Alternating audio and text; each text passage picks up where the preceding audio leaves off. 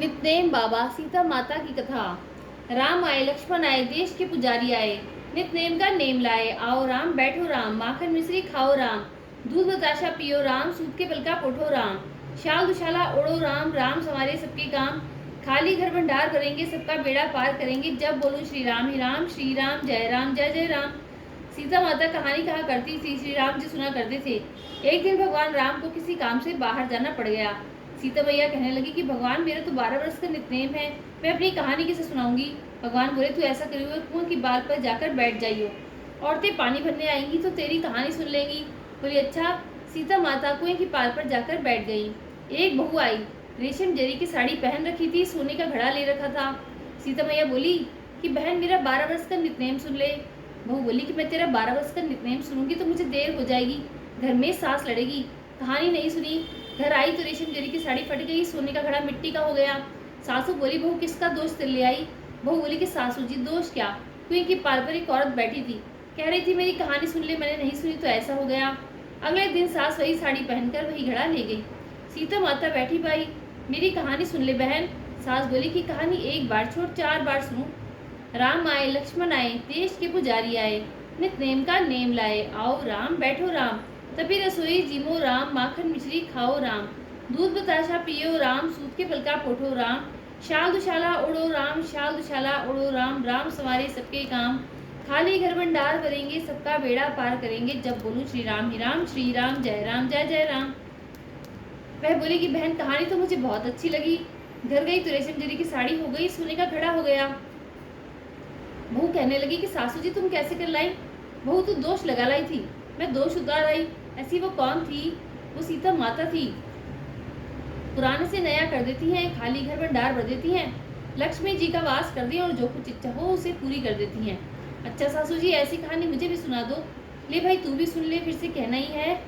राम आए लक्ष्मण आए देश के पुजारी आए, नित्नेम का नेम लाए। आओ राम बैठो राम, तभी रसोई जीमो राम, माखन मिश्री खाओ राम, दूध बताशा पियो राम, सूत के बल का पोठो राम, शाल दुशाला उड़ो राम, राम संवारे सबके काम, खाली घर भंडार भरेंगे सबका बेड़ा पार करेंगे। जब बोलूं श्री राम ही राम, श्री राम जय राम। बहू कहने लगी कि सासू जी कहानी तो बहुत अच्छी है। सास बोली बहू रोज चहलिया करेंगे। अब सास बहू रोजाना नहाती धोती पूजा पाठ करती, नित्य सीता माता की कहानी कहती। एक दिन उनकी पड़ोसन आई, बहन जरा आँच दे दे। वह बोली कि अभी हमने आँच नहीं जलाई। वो बोली कि तुम 4 बजे से उठकर क्या कर रही हो। हम नहाए धोए पूजा पाठ करी, सीता माता की कहानी गई। वह बोली इससे क्या होता है। बोली सीता माता की कहानी कहने से अटूट भंडार भरते हैं, सारे कार्य सिद्ध हो जाते हैं। पड़ोसन बोली कि बहन ऐसी कहानी मुझे भी सुना दे। वह बोली ले भाई तू भी सुन ले, फिर से कहना ही है। राम आए लक्ष्मण आए देश के पुजारी आए, नित्नेम का नेम लाए। आओ राम बैठो राम, तभी रसोई जीमो राम, माखन मिश्री खाओ राम, दूध बताशा पियो राम, सूत के बल का पोठो राम, शाल दुशाला उड़ो राम, राम संवारे सबके काम, खाली घर भंडार भरेंगे सबका बेड़ा पार करेंगे। जब बोलूं श्री राम ही राम, श्री राम जय राम। पड़ोसन कहने लगी कि बहन कहानी तो मुझे बहुत अच्छी लगी। अब वह पड़ोसन भी नित्नेम सीता माता की कहानी कहने लगी। सीता माता ने उसके भी भंडार भर दिए। हे मेरी सीता माता, जैसे उन सबके भंडार भरे ऐसे मेरे भरियो। लक्ष्मी का वास हो, अन्नपूर्णा का वास हो। बोलो सीता माता की जय, श्री रामचंद्र जी की जय, कार्तिक के ठाकुर की जय, तुलसी मैया की जय।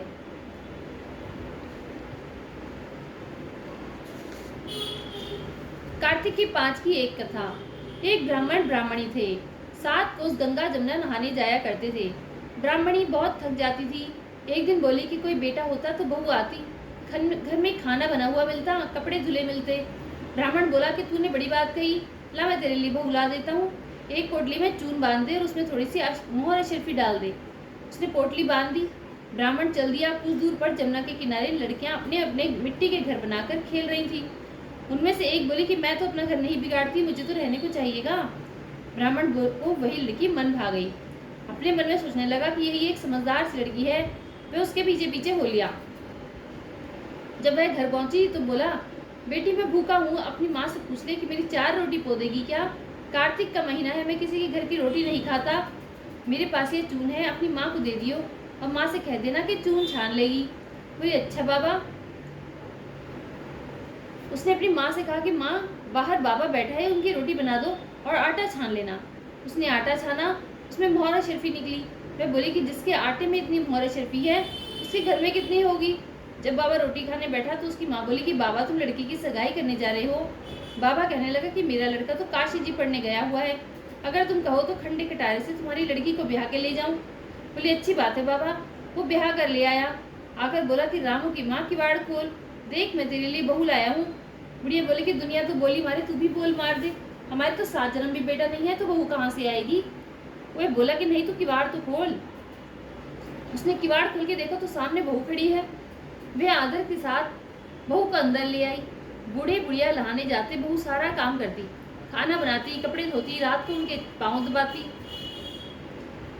इस तरह से बहुत समय निकल गया। सास बोली कि बहू चूल्हे की आंच न बुझने दियो और मटके का पानी न खत्म होने दियो। एक दिन चूल्हे की आंच बुझ गई। भागी भागी बहू पड़ोस में गई, बोली पड़ोसन मुझे थोड़ी सी आंच दे देना, मेरे चूल्हे की आंच बुझ गई है, मेरे सास ससुर आते ही होंगे, सुबह 4 बजे के गंगा जमुना नहाने गए हुए हैं। पड़ोसन ने कहा कि तू तो बाबरी है, तुझे तो यूं ही उठाकर ले आए हैं, इनके तो 7 जन्म भी कोई बेटा नहीं है। बहू बोली इनका बेटा तो काशी जी पढ़ने गया है। बोली झूठ बोला है। बोली मैं अब क्या करूं? बोली उसने कहा कि जली फूटी रोटी कर दे, आलूनी दाल कर दे, खीर की कड़ची दाल में और दाल की कड़ची खीर में कर दे। उसको पड़ोसन की सीख लग गई, उसने ऐसा ही किया। आज सास ससुर आए तो ना तो उनका आदर सत्कार किया, ना ही उनके कपड़े लिए, खाना लगा दिया। सासू बोली बहू ये क्या, ये तो जली फूकी रोटी है और उलूनी दाल है, खा लो सासी जी, तुम एक दिन खा लोगी तो कुछ ना होगा, मुझे तो जीवन भर उलूनी ही लेना है। सासू बोली बहू को तो पड़ोसन की सीख लग गई, रात को सो गई, सुबह भागी भागी पड़ोस में गई, बोली अब क्या करूं? पड़ोसन बोली कि 7 कोटों की चाबी मांग ले। जब सासू जाने लगी तो आगे अड़कर खड़ी हो गई, बोली बाद में जाना, पहले मुझे 7 कोटों की चाबी दे दो। ससुर बोला चाबी दे दो, आज भी इसका कल भी इसका, हमारा क्या है, आज तुम्हारी कल दूसरा दिन। पीछे से बहू ने कोठे खोल के देखे, किसी में अन्न, किसी में धन, किसी में बर्तन, किसी में कपड़े, किसी में अटूट भंडार भरे पड़े हैं। 7वां कोठा खोल के देखा तो उसमें गणेश, लक्ष्मी, पीपल, पथवारी, कार्तिक के ठाकुर, राई, दामोदर, तुलसा जी का बिरला, 36 करोड़ देवी देवता विराजमान है। गंगा जमुना बह रही है, तिलक थापे लगाए, चौकी पर एक लड़का माला जप रहा है। वह बोली कि तू कौन है? वह बोला कि मैं तेरा पति हूँ, किवाड़ बंद कर दे, जब मेरे माँ बाप आएंगे जब खोले। अब तो बहू बहुत खुश हुई, 36 प्रकार के भोजन बनाए, 16 श्रृंगार किया, रांची माची डोले। सास ससुर आए, बोले बड़ी प्यार से बात की, उनके कपड़े धोए, खाना खिलाया। बूढ़ा बोला कि बहू तो धन दे के राजी हो गई। बहू सास के पैर दबाती जाए और कहती जाए कि माँ जी तुम इतनी दूर 12 कोस गंगा जमुना नहाने जाती हो, थक जाती होगी, तुम घर में ही नहा लिया करो। सास बोली कि बावली कहीं घर में भी गंगा जमुना बहती है? वो बोले कि हाँ माँ जी चलो मैं दिखाती हूँ।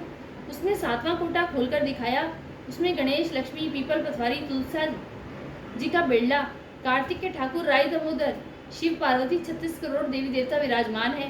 गंगा जमुना बह रही है, तिलक थापे लगाए, चौकी पर एक लड़का माला जप रहा है। माँ बोली कि तू कौन है? वह बोला कि माँ मैं तेरा बेटा हूँ। बोले तू कहाँ से आया? बोला मुझे तो कार्तिक के ठाकुर ने भेजा है। माँ बोली कि बेटा ये दुनिया क्या जानेगी, क्या जानेगा मेरे घर का धनी, क्या जानेगी मेरी दुरानी जेठी, और क्या जानेगी मेरे घर पड़ोसन की तू मेरा बेटा है। उसने पंडित से पूछा तो वह बोला कि परली पार बहू बेटा खड़े हो, इस पार बुढ़िया खड़ी हो, चाम की अंगिया पहनी, छाती में से दूध की धार निकले, बेटे की दाढ़ी मूछ भीगे, पवन पानी से गठजोड़ा बन जाए, तब जाने के सब बुढ़िया का बेटा है। उसने ऐसा ही किया, चाम की अंगिया पहनी, छाती में से दूध की धार निकली, बेटे की दाढ़ी मूछ भीग गई, पवन पानी से बहू बेटे का गठजोड़ा बन गया। ब्राह्मण ब्राह्मणी बहुत खुश हुए। हे कार्तिक के ठाकुर, राय, दामोदर, कृष्ण भगवान जी, जैसे उसे बहू बेटा दिए ऐसे सब किसी को दियो, जैसे उसकी इच्छा पूरी करी ऐसे हमारी करियो।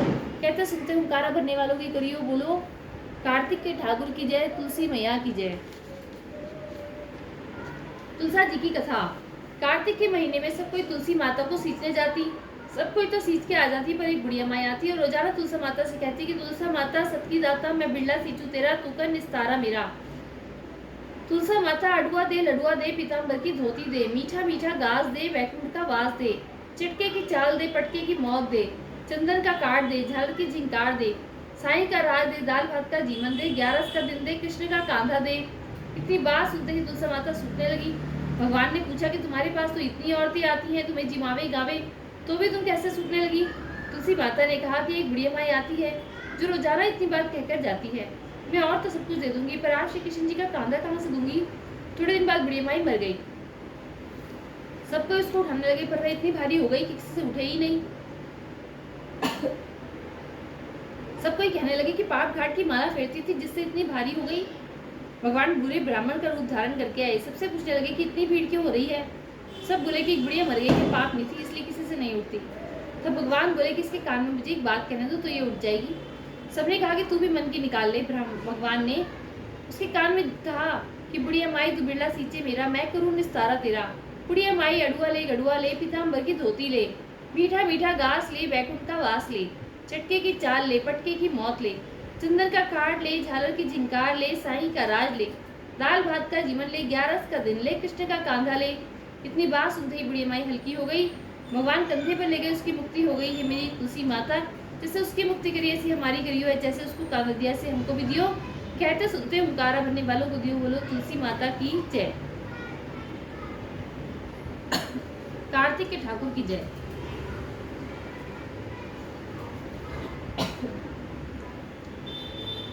पथवारी की कथा। एक बुढ़िया थी, उसने अपनी बहू से कहा कि तू दूध दही बेच के आ। वह बेचने गई तो रास्ते में औरतें पीपल पथवारी सींच रही थी। उनको सींचता देखकर बहू ने पूछा कि तुम ये क्या कर रही हो। औरतें बोली कि हम पीपल पथवारी सींच रही हैं, इससे अन्न और धन होता है, 12 वर्ष का बिछड़ा हुआ पति मिल जाता है। बहू बोली ऐसी बात है तो तुम पानी से सींचती हो तो मैं दूध से सींचूंगी। गुजरी बहू रोजाना दूध दही बेचने नहीं जाती, पर दूध तो पीपल में और दही पथवारी में सींच देती। सास दूध दही का दाम मांगती तो कह देती कि महीना पूरा हो जाने पर दूंगी।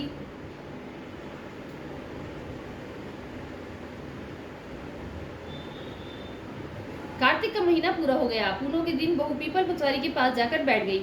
पथवारी ने पूछा कि तू मेरे पास क्यों बैठ गई। बहू बोली कि सास दूध दही का दाम मांगेगी। पीपल पथवारी बोली कि मेरे पास क्या दाम रखा है, भरा नीड़ा पात पुतुरा है, इसको ले जा। बहू ने वही ले जाकर कोठरी में रख दिया और डर के मारे कपड़ा ओढ़कर सो गई। सास बोली बहू पैसे ला। बहू बोली कोठरी में रखा है। सासू ने कोठरी खोल के देखी तो हीरा मोती जगमगा रहे हैं। सासू बोली बहू इतना धन कहाँ से लाई। बहू आकर देखे तो सच्ची में ही धन भरा हुआ है। बहू ने सास को सारी बात बता दी। सास ने कहा कि अब की कार्तिक मैं भी पटवारी सींचूंगी। कार्तिक आया। सास दूध दही तो बेचाती, हांडी धोकर पीपल पटवारी में चढ़ा देती। आकर बहू से कहती कि तू मेरे से दाम मांग। मैं कहती कि सासू जी कोई बहू भी दाम मांगती है, पर सासू कहती कि तू मांग। बहू बोली सासू जी पैसे लाओ। तो मैं पीपल पटवारी के पास जाकर बैठ गई। पीपल पटवारी ने सास को पान पतुरा भरा डिनर दे दिया। उसने ले जाकर कोठरी में रख दिया। बहू ने खोलकर देखा तो उसमें कीड़े मकोड़े बिलबिला रहे हैं। बहू ने कहा कि सासू जी यह क्या। सास ने आकर देखा तो बोलने लगी कि पीपल पटवारी तो बड़ी दोगली पटपीटन है, इसको तो धन दिया, मुझको कीड़ा मकोड़ा दिया। तब सब कोई बोलने लगे कि बहू तो सब की भूखी सींचे थी और तुम धन की भूखी है। पटवारी माता जैसे बहू को दिया ऐसे सब किसी को दियो, सास को दिया ऐसे किसी को न दियो। बोलो पटवारी माता की जय।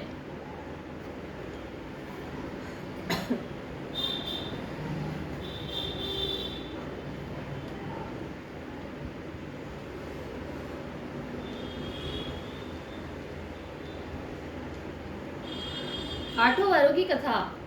एक माँ बेटा थे। माँ गंगा जी नहाने गई तो बहू से कह गई कि मेरे बेटे को सुबह रोटी दे दियो। उसने कि अच्छा दे दूंगी। सुबह बेटा बोला कि मामा रोटी दो। बहू बोली न माँ है न रोटी, कमा के लाओगी तभी रोटी दूंगी। फिर बोला भगवान मैं तो तुम्हारा नहीं जानता, लेकिन बहू नहीं मानी। उसने कहा कि अच्छा तो 4 रोटी आम का अचार दे दो। बहू ने बना के दे दी। फिर रोटी लेकर कुएं की पाल जाकर बैठ गया और कहने लगा कि राम मैं तो कमाना नहीं जानू। भगवान ब्राह्मण का वेश आप बनाकर आए। बोले तुम ऐसे उदास क्यों बैठे हो। मैं बोला कि मेरी पत्नी ने कहा है कि कमा के लाओगे तो रोटी मिलेगी, पर मैं कमाना तो जानता नहीं। ब्राह्मण भगवान बोले कि भैया कमाना तो मैं भी नहीं जानता, पर हाँ मैं आठों वारों का नाम जानता हूँ, जिससे तेरा टूट भंडार हो जाएंगे। चावल के दाने और पानी की घंटी ले लो, ढके बर्तन को उघाड़ो, औंधे को सीधा करो। ब्राह्मण ने कही। उसने सुनी इतवार, सोमवार, मंगलवार, बुधवार, बृहस्पतिवार, शुक्रवार, शनिवार, आठों वारों का आसरा भरियो पीहर सासरा। टूट भंडार होते चले गए। घर पहुंचा। बीवी बोली क्या लाए हो। उसने कहा कि आठों वारों का नाम लाए हूँ। बीवी ने सोचा कि चलो कुछ तो लाया है। चावल के दाने और पानी की घंटी ला, औंधों को सीधा करो, ढकों को उड़ाड़ो। उसने कही। उसने सुनी इतवार, सोमवार, मंगलवार, बुधवार, बृहस्पतिवार, शुक्रवार, शनिवार, आठों वारों का आसरा भरियो पीहर सासरा। अटूट भंडार होते चले गए। बहू से बोला कि मैं बेटी के घर जा रहा हूँ। फटे से कपड़े पहनकर बेटी के घर गया। बच्चे बोले कि नाना आए, नाना आए। बेटी बोली कैसे वेश में आए हैं। बच्चे बोले मैले वेश में आए हैं। मैं बोली आए क्या है। 2 दिन की रोटी तोड़ने आए हैं। सच है गरीबी कुछ भी सुनवा देती है। बेटी से कहा कि बेटी आठों वारों की मेरी कहानी सुन ले। उसने कहा कि पिताजी मेरा तो मुंह झूठा है। उसके पिता भूखे ही सो गए। अगले दिन बेटी को तरस आया। पिताजी पिताजी अपनी कहानी सुनाओ। पिताजी ने कहा कि चावल के दाने लाओ, पानी की घंटी लाओ, डकों को उघाड़ो, अंधों को सीधा करो। पिता ने कही, बेटी ने सुनी। इतवार, सोमवार, मंगलवार, बुधवार, बृहस्पतिवार, शुक्रवार, शनिवार, 8 वारों का आसरा, भरियो पीहर सासरा। अटूट भंडार होते चले गए। बेटी भर भर के बोइये बांटने लगी। पड़ोसन ने कहा कि तुम तो कह रही थी कि मेरे बापू कुछ नहीं लाया, फिर ये भर भर के बोइये कैसे बांट रही हो? बोली, मेरे बापू तो खाली हाथ ही आए थे। ये तो 8 वारों की कहानी का फल है। पड़ोसन बोली कि अपने बापू से हमको भी कहानी सुनवा दोगी?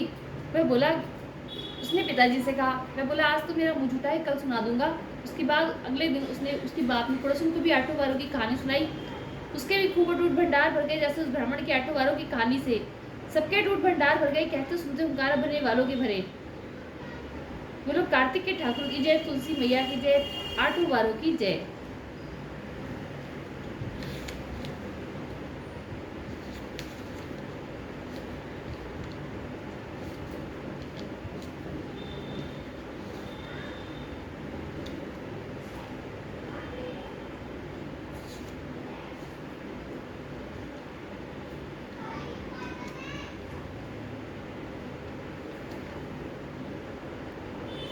पंच बीकम की कथा।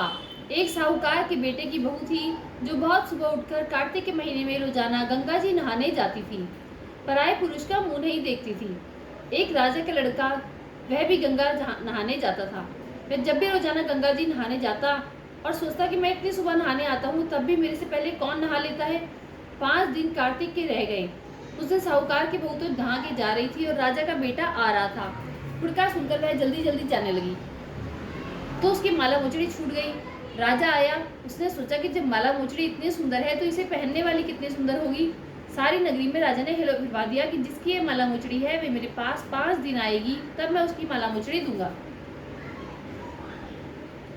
साहूकार की बेटी की बहू ने कहलवा दिया कि मैं 5 दिन आऊंगी, पर किसी को साग भरने के लिए बैठा दियो। राजा ने गंगा जी पर बिछावन करके एक तोते को पिंजरे में टांग दिया। वह सुबह आई, पहली पैड़ी पर पैर रखा। वह बोली, हे कार्तिक के ठाकुर, राई, दामोदर, 5 पांडु, छठो नारायण, भीष्म राजा, उस पापी को नींद आ जाए। मैं सत की हूँ तो मेरा सत रखना। राजा को नींद आ गई और वह नहा धोकर जाने लगी तो तोते से बोली कि सुबह सुबह सुट्टा पग खा लूंगी, हार साग भरिए मेरा वीरा। सुबह बोला कि कोई वीर भी साग भरा करता है। जब वह बोली कि सुबह सुबह सुट्टा पग खा लूंगी, हार साग भरिए मेरा देवर। सुबह ने कहा कि अच्छा भाभी, मैं साग भरूंगा। वह तो कहकर चली गई। राजा हड़बड़ा कर उठा। सुबह से पूछा कि सुबह सुबह वह आई थी क्या, कैसी थी? सुबह बोला कि आभा किसी बिजली, होली किसी झल, केला किसी कामनी, गुलाब का सा रंग। राजा ने सोचा कि कल तो मैं उंगली चीर के बैठ जाऊंगा तो नींद नहीं आएगी। दूसरे दिन उंगली चीर के बैठ गया। वह आई, उसने वैसे ही प्रार्थना करी और राजा को नींद आ गई। नहा के जाने लगी तो सुबह से साग भरा ली। राजा ने उठते ही सुबह से फिर पूछा तो सुबह ने कल के जैसा ही जवाब दे दिया। उसने सोचा कि कल तो मैं आंख में मिर्च डालकर बैठ जाऊंगा। तीसरे दिन आंख में मिर्च डालकर बैठ गया। सारी रात हाय हाय करके बिताई।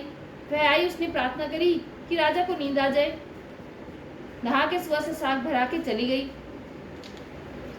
राजा ने सोचा कि कल तो मैं कांटों की सेज बिछाकर बैठूंगा। चौथे दिन कांटों की सेज बिछाकर बैठकर हाय हाय करता रहा, पर जब वह आई तो राजा को नींद आ गई।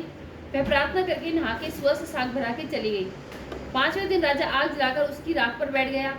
वह उस दिन भी प्रार्थना करती आई और कहा कि आज भी मेरे सत रखी। और राजा को नींद आ गई और उसने सुबह से साग भरा ली और कहा कि उस पापी से कह देना कि मेरे 5 दिन पूरे हो गए हैं, अब मेरी माला मोचड़ी मेरे घर भेज देगा। राजा ने उठते ही सुबह से पूछा कि वह आई थी क्या? सुबह बोला, आई थी, अपनी माला मोचड़ी मंगाई है। थोड़े दिन बाद राजा के कोढ़ निकल आए। त्राही त्राही पुकारने लगा। ब्राह्मण को बुलाकर पूछा कि सारे शरीर में जलन कैसे लग गई? ब्राह्मण बोला कि वह कोई पतिव्रता स्त्री का पाप धरा है जिससे लगी है। राजा ने पूछा कि अब यह कैसे ठीक होगा? ब्राह्मण बोला कि उसको तुम धर्म की बहन बनाओ और उसके नहाए हुए जल से नहाओगी तो तुम्हारा जलन को ठीक हो जाएगा। राजा मोला मोचड़ी लेकर उसके घर गया और साहूकार से बोला कि ये तेरी बहू गंगा पर भुलाई थी, यह उसे दे दो और कह देना कि अपने नहाए हुए जल से मुझे नहला दे। साहूकार बोला कि वह तो पायक पुरुष का मुंह नहीं देखती, तो इस नाली के नीचे बैठ जा, वह नहाएगी तो तेरे ऊपर पानी पड़ जाएगा। राजा नाली के नीचे बैठ गया। वह नहाया, जल गिरने से उसकी काया कंचन सी हो गई। ये पंचबीकू देवता, जैसे साहूकार की बहू का सत रखा ऐसा सब किसी का रखियो। कहते सुनते हुंकारा भरने वालों का रखियो, हमारे सारे परिवार का रखियो। बोलो कार्तिक के ठाकुर की जय, तुलसी मैया की जय, पंच बीकम देवता की जय।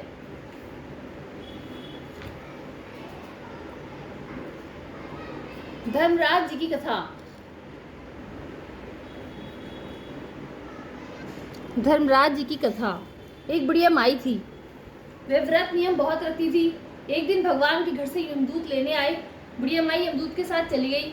आगे गहरी नदी बह रही थी। बुढ़िया माई डूबने लगी। तब यमराज जी ने पूछा कि माई गाय दान की हुई है क्या? तब बुढ़िया माई ने मन में गाय माता का ध्यान किया तो गाय माता उपस्थित हो गई। गाय की पूंछ पकड़कर बुढ़िया माई नदी पार हो गई। आगे गई तो काले कुत्ते खाने दौड़े।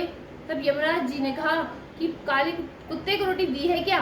बुढ़िया माई ने मन में कुत्ते का ध्यान किया तो कुत्ते चले गए। आगे चली तो काले कौवे ने बुढ़िया माई को चोंच मारने लगे।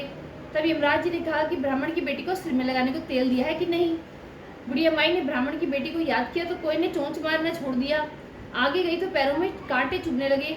तब यमराज जी ने कहा कि चप्पल दान की है क्या? बुढ़िया माई ने याद किया तो चप्पल पैरों में आ गई। आगे चली तो चित्रगुप्त जी ने यमराज जी से कहा कि आप किसको लाए हो? तब यमराज जी ने कहा कि बुढ़िया माई ने दान पुण्य तो बहुत किया है पर धर्मराज जी का कुछ नहीं किया है, इसलिए आगे का द्वार बंद है। तब बुढ़िया माई बोली कि मुझे 7 दिनों के लिए धरती पर जाने की आज्ञा दो। 7 दिनों तक कहानी सुनकर उद्यापन करने के बाद मैं वापस आ जाऊंगी। बुढ़िया माई वापस धरती पर आ गई। पूरे गांव में खबर फैल गई कि बुढ़िया माई भूतनी का रूप धारण करके वापस आ गई है। वह जब अपने घर गई तो बहू बेटी ने भूतनी समझकर घर के द्वार बंद कर लिए। तब उसने अपने बहू बेटे से कहा कि मैं भूतनी नहीं हूँ, मैं तो धर्मराज जी के कहने अनुसार वापस आई हूँ। मैं नियमानुसार प्रत्येक दिन धर्मराज जी की कहानी सुनकर उद्यापन करके वापस परलोक लौट जाऊंगी। यह सुनकर बेटे ने उद्यापन की सारी सामग्री एकत्रित कर दी, लेकिन कहानी का हुंकारा नहीं भरा। तब बुढ़िया माई पड़ोसन के पास गई और कहानी सुनाने को कहा। पड़ोसन ने कहानी सुनी और हुंकारा भर दिया। बुढ़िया माई ने 7 दिनों के पश्चात कहानी सुनकर उद्यापन कर दिया और सभी सामान दान कर दिया। तब धर्मराज जी ने बुढ़िया माई के लिए धरती पर विमान भेजा। विमान देख के सभी गांववासी स्वर्ग में जाने को तैयार हो उठे। बुढ़िया माई बोली कि मेरी कहानी तो सिर्फ पड़ोसन ने ही सुनी है।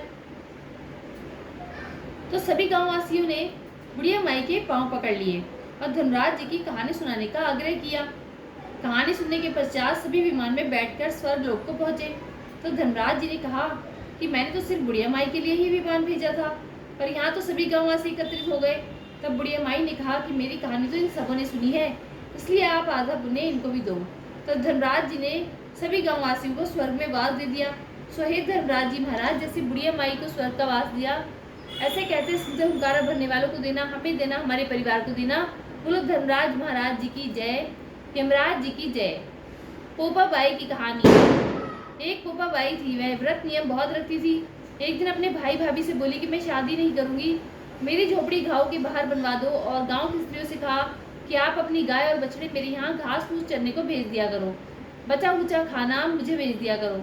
एक दिन नगर का राजा शिकार खेलने वन में गया। जंगल में झोपड़ी देखकर वहीं रुक गया और बोला कि यह किसकी झोपड़ी है, यहाँ कौन रहता है? जब अंदर से कोई आवाज नहीं सुनाई दी तो वह बारंबार दरवाजा खड़खड़ाने लगा। तो पोपा बाई उठी और बोली कि कौन है जो मेरे द्वार पर आवाज दे रहा है?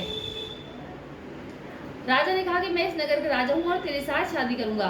तब पोपा बाई ने कहा कि जहाँ से आए हो वहीं चले जाओ, मैं पराये पुरुष का मुंह नहीं देखती। राजा जबरदस्ती पोपा बाई को उठाकर ले जाने लगा। रास्ते में पोपा बाई ने राजा को श्राप दिया कि इसका सारा नाटपाट नष्ट हो जाए। तब वह नगर में पहुंचा तो रानी कहने लगी कि आप इसको वापस इसकी झोपड़ी में ही छोड़ाओ। राजा जब पोपा बाई को छोड़ने गया तो रास्ते में पाप की नदी आई। राजा उस पाप की नदी में डूब गया।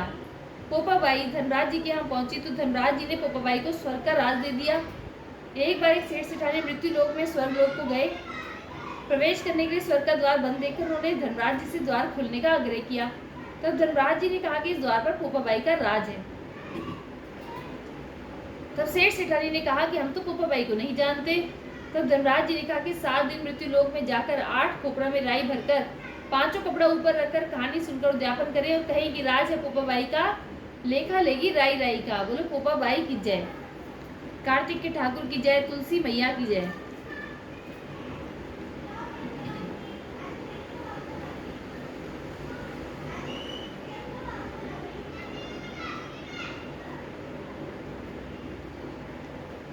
गंगा यमुना की कथा।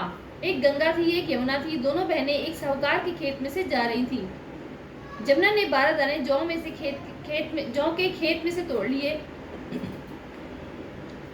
गंगा बोली बहन ये तो चोरी हो गई, तुझे तो पाप लग गया। यमुना बोली अब ये कैसे उतरेगा? गंगा बोली 12 बरस साहूकार के यहाँ नौकरी करने से उतरेगा। यमुना साहूकार के यहाँ गई कि बोली पहुंची नौकर रख लो। 4 काम छोड़कर तुम्हारे सारे काम कर दूंगी। एक तो झूठे बर्तन नहीं धोऊं, झाड़ू नहीं लगाऊं, सेज नहीं बिछाऊं, दिया नहीं चासू। साहूकार ने उसे नौकर रख लिया। 12 बरस बाद जब कुंभ का मेला आया तो साहूकार साहूकारनी मेले में जाने लगे तो यमुना ने उन्हें एक सोने का टका दिया और बोली कि वहाँ मेरी बहन गंगा है, उसको यह टका दे देना और कह देना कि बहन यमुना ने भेजा है। वे हाथ पसार कर गोरी गोरी भैयों में हरी हरी चूड़ियां पहनकर ले लेगी। वे लोग वहां जाकर सोने का टका देने लगे तो गंगा ने हरी हरी चूड़ियां पहनकर गोरी गोरी भैयों में हाथ पसार कर सोने का टका ले लिया और बोली कि मेरी बहन यमुना से कह देना कि अब तेरे 12 बरस पूरे हो गए हैं, अब आ जाएगी। साहूकार साहूकारनी घर आई, यमुना से बोले कि तेरी बहन ने बोला कि तेरे 12 बरस पूरे हो गए हैं, अब तू आजा। यह सुनते ही यमुना माता सहज से धारा होकर बहने लगी। साहूकार साहूकारनी को जब ये पता चला कि यमुना माता हमारे सारे काम करती थी तो मूंदे माथे पड़ गए और सोचने लगे कि अब हमारा पाप कैसे उतरेगा। उधर जमुना गंगा के पास गई तो गंगा ने पूछा कि तू साहूकार साहूकारनी को धीरज बंधाकर आई है कि नहीं। यमुना बोली मैंने तो कुछ नहीं कहा। बोली गंगा बोली कि उनको धीरज बंधाकर हाँ, नहीं तो उन्हें संतोष कैसे होगा। यमुना दोनों के सपने में आई, बोले कि तुम उदास क्यों हो। वे बोले कि हमने तुम्हारे से ऊंचा नीचा सब काम कराया, अब हमारा पाप कैसे उतरेगा। यमुना बोले कि तुम्हारे कोई पाप नहीं लगा, मैं तो अपना पाप उतारने आई थी। तुम्हारे खेत में से 12 दाने गेहूं के तोड़ लिए थे, इसलिए मुझे दोष लग गया था। तुम्हारे 12 बरस काम करने से उतरा है, तुम उठो, तुम्हारे कोई दोष नहीं लगा, तुम्हारी खूब धनलक्ष्मी हो जाएगी, तुम्हारी मुक्ति हो जाएगी। यमुना माता जैसे मुक्ति साहूकार साहूकारनी को दी वैसे सबको देना, कहते सुनते हमकार बनने वालों को देना, हमारे सारे परिवार को देना, हमें देना। बोलो गंगा यमुना मैया की जय, कार्तिक के ठाकुर की जय।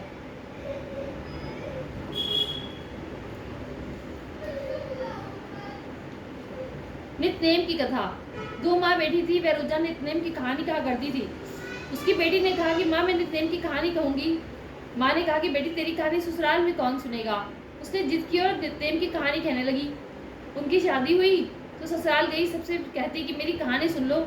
सभी से कुछ ना कुछ बहाना सुन लेती और सब टाल देते, कोई कहानी नहीं सुनता तो वह भूखी रहती। एक दिन पड़ोसन बोली कि मैं तेरी कहानी सुनूंगी। वह आती, कहानी सुनती तो बहू खा लेती। एक दिन ननद ने अपनी माँ से कहा कि माँ भाभी पड़ोसन के कहने से तो खाना खा लेती है, हम कहते हैं तो नहीं खाती। माँ ने कहा कि उससे मना कर देना। उसने कहा कि अच्छा। लड़की ने पड़ोसन से मना किया तो पड़ोसन ने अपने पति से कहा कि उसकी बेटी तो मना करती है। पति ने कहा कि उसकी माँ मना करे तो मत जाना। अगले दिन सास ने मना कर दी तो पड़ोसन नहीं आई। बहू की कहानी कोई नहीं सुनता तो वह भूखी रहती। ससुर ने पूछा कि बहू कैसी है। सास ने कहा कि अच्छी है, काम काज तो सब कर लेती है पर खाना नहीं खाती।